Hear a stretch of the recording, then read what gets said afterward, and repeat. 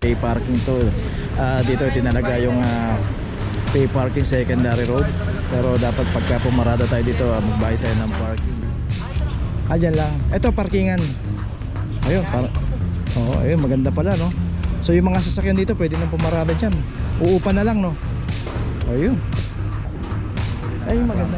Kinuwala ako, baka pwede yan. Doon.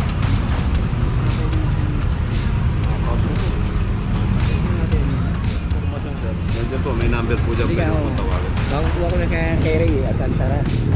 Baka makailan yun, ano? Doon. Kailangan natin po tayo yan, sir. Bago natin matanggal. Na kung saan pwede tayo magparada. Ngayon po, 2023 na, sumunod po tayo sa batas trapiko. Huwag po tayo maging pasaway. Yun lang po, salamat.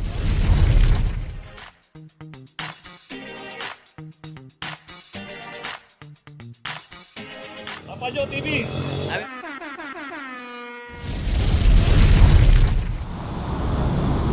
Location natin Vicente Cruz, corner de Masalang, at dito isang port territory. Ito meron na rin club number 2353. So yung mga motor dito alisan.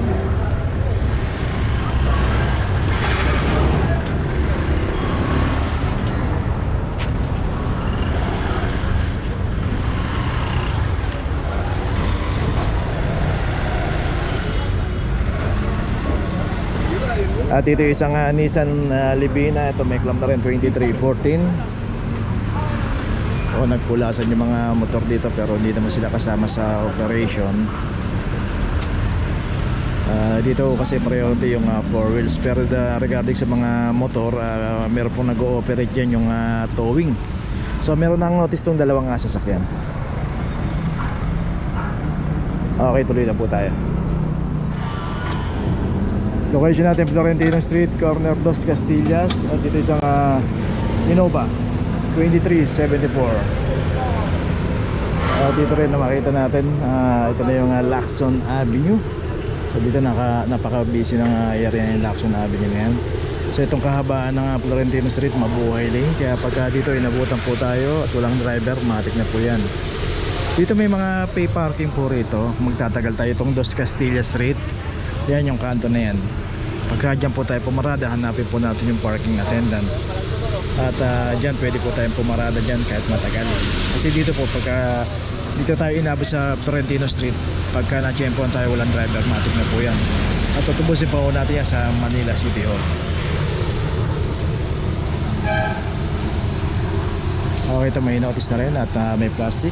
Bigla pong bumuhos yung ulan. Tuloy na po tayo.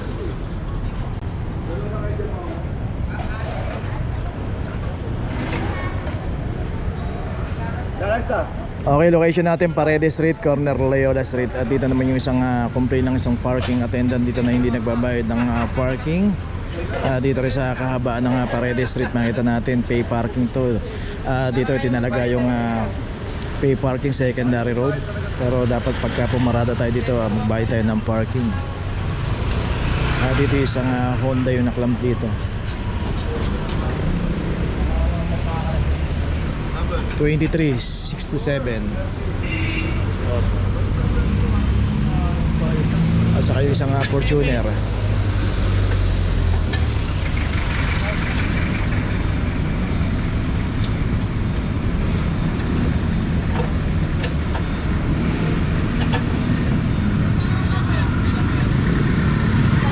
$2313.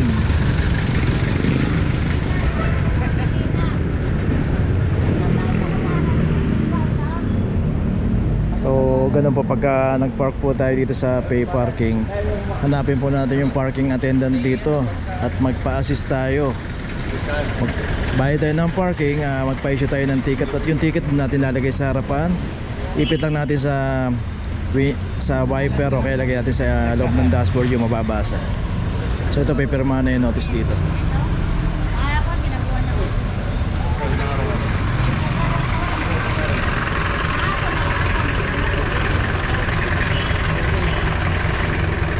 So 2 days na palang hindi nagbabayad to.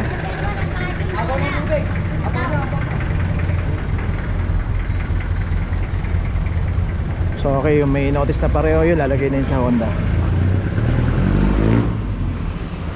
Okay, may notice na pareho, tuloy na po tayo. Tigibara, corner Bangbang. Ito rin, nakaayos din ang pagkakaparada nitong isang Ford. So ang problema, ganun din po, hindi rin nagbayad ng parking, kaya naklam 0024 Ford Ranger. Tignan natin, baka meron pa rito sa Bangbang. Papasok pa rin ng Bangbang. Ayun, yung mga naka double parking naman dito.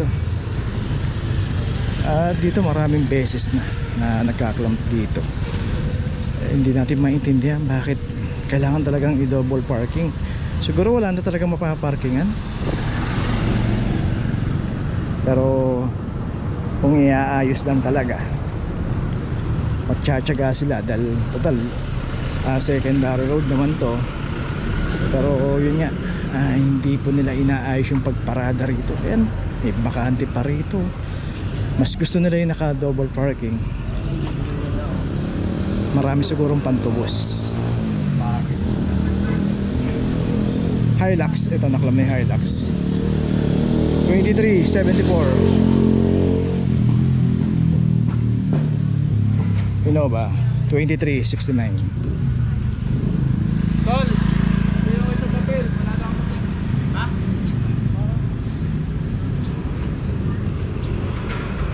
So yan po yung nangyayari.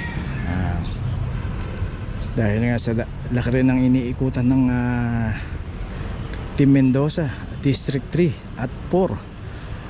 Sa District 4 lang halos hindi nga maikutan lahat dahil sa dami, sa isa pa yung oras din, no? Kaya ito minamaximize na nila yung operation na maikutan para pati yung District 3. Sa dami po talaga ng mga violator, kukulangin po talaga yung clamp sa araw-araw.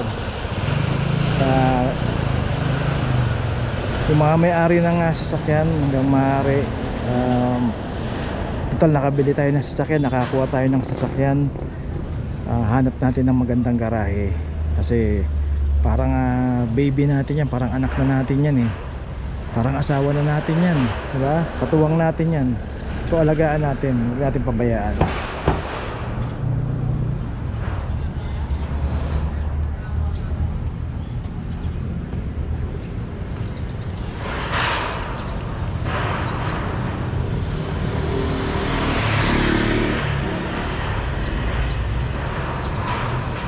So dito nga kita natin may bakanting lote. At ito ginagawa ng bubong. Baka hindi natin alam, no. Baka gawing pay parking. Mas maganda siguro kung gagawing pay parking to. At malaki-laking lote rin to. Ilang sasakyan din yung maipapasok dito. Siguro sapat na to para sa mga nakaparada rito sa labas. Kung magiging pay parking yun. Ayan, yun yung maganda siguro kung gagawin pay parking yan. At least kung monthly ang bayaran yan, hindi ka na mangangamba araw-araw. Pagpasok mo yun, may bubong pa. Sana nga.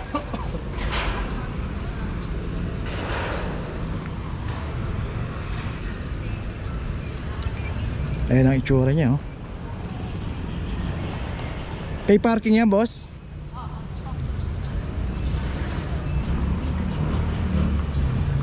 Babubungan lahat yan. Dyan lang. Ito parkingan. Ayun, oo, ayun, maganda pala, no. So yung mga sasakyan dito pwede nang pumarada dyan. Uupa na lang, no. Ayun. Ay, maganda, may mga ganyan. So yun, naitanong natin, pay parking ngayon gagawin nila. Okay, ito may notice na. At may notice na rin tong isa. Tuloy na po tayo. Okay, dito pa rin tayo, Tigibara. Ayun, katatapos natin maklamin, naka double parking dito. Dito naman yung isang Revo. Ito, hindi nagbayad ng parking. 0022.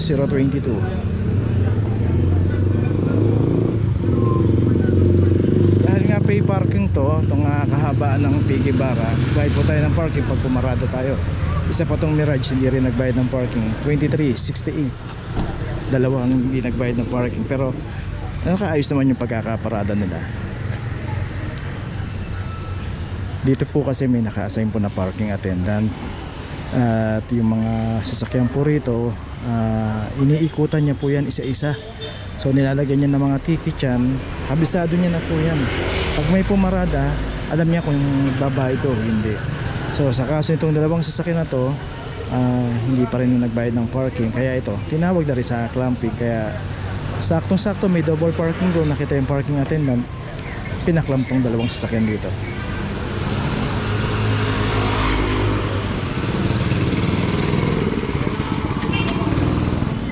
So yung sa Mirage meron na, ayun sa Revo lalagay na rin. Okay, may notice na rin yung sa Revo, tuloy na po tayo.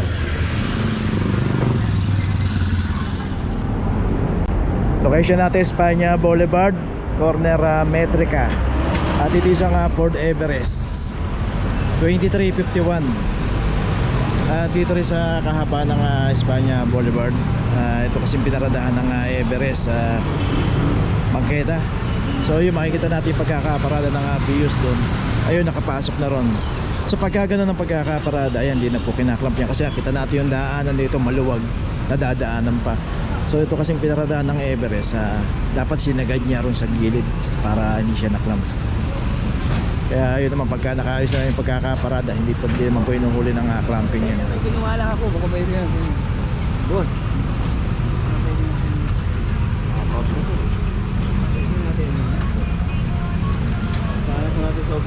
Lahat po ng kailangan mong informasyon, sir. Nandiyan po, may number po dyan. Hindi Pwede nga, po tawagan. Nakakuha ko na kay Ray at Antara.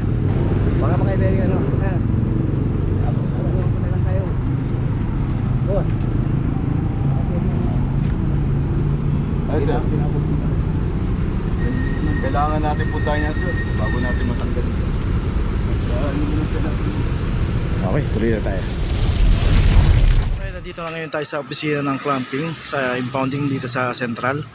Dito na po nagtatapos ang ating vlog. Maraming salamat po sa mga subscriber, sa mga viewers, sa mga napadaan po sa ating channel. Maraming salamat po sa mga suporta nyo. Sa mga hindi pa po nakakapag-subscribe, subscribe na po tayo mga kabayan. Maraming salamat po. Mabuhay!